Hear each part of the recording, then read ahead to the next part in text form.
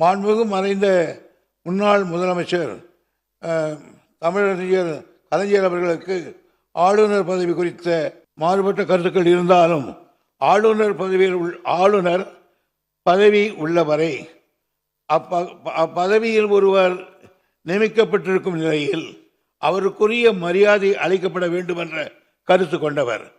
கடந்த பேரவை கூட்டத்தொடரை முடித்து வைக்காமல் ஆளுநர் உரையை தவிர்த்து மற்ற சில மாநிலங்களில் முடிவெடுப்பது போன்று நிதிநிலை அறிக்கையை சமர்ப்பிக்கலாம்.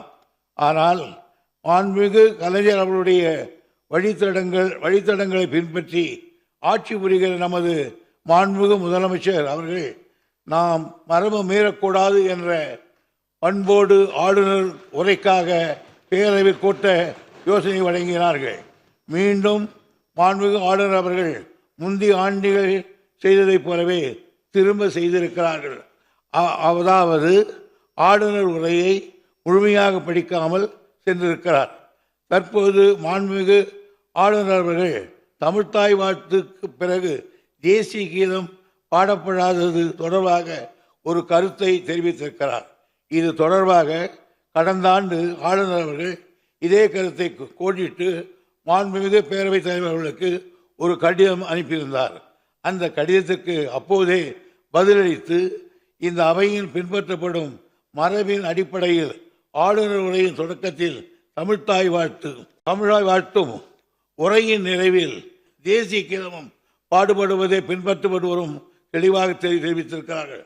ஆனாலும் மீண்டும் இன்று அதையே ஒரு பிரச்சனையாக ஆளுநர் அவர்கள் குறிப்பிட்டு அவர் அரசுக்கு அனுப்பிய உரையை படிக்காமல் சென்றுவிட்டது அவரது உண்மையான நோக்கம் என்ன என்பதை கேள்விக்குறியாக்குகிறது.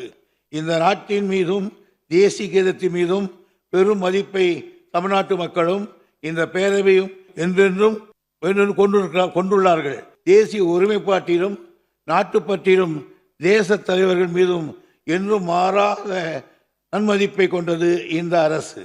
மாண்புமிகு பேரவைத் தலைவர்களே, திராவிட முன்னேற்ற கழகத்தின் உண்மை சீடனாக திராவிட சமுதாயத்திலிருந்து உதித்த சுயமரியாதை கனலாக செயல்படும் மாண்புமிகு முதலமைச்சர் அவர்கள் கட்டிக்காத்து வரும் இச்சட்டமன்ற பேரவையின் மாண்பினை நிலைநாட்டும் வகையில் மாண்புமிகு பேரவைத் தலைவரின் இசைவோடு சட்டமன்ற பேரவை விதி 17 தளர்த்தி இது தொடர்பாக ஒரு தீர்மானத்தை முன்மொழிந்திட தாங்கள் அனுமதிக்கின்றேன். மாண்புமிகு பேரவைத் தலைவர்களே, தீர்மானம். மாண்புமிகு ஆளுநர் அவர்கள் தமிழ்நாடு அரசால் விதிகளின்படி அனுப்பி வைக்கப்பட்ட ஆளுநர் உரையை படிக்காமல் சென்றுவிட்டார். ஆளுநர் அவர்களுக்கு அனுப்பி வைக்கப்பட்ட உரை அச்சிடப்பட்டு அவையின் உறுப்பினர்களுக்கு வழங்கப்பட்டுள்ளது.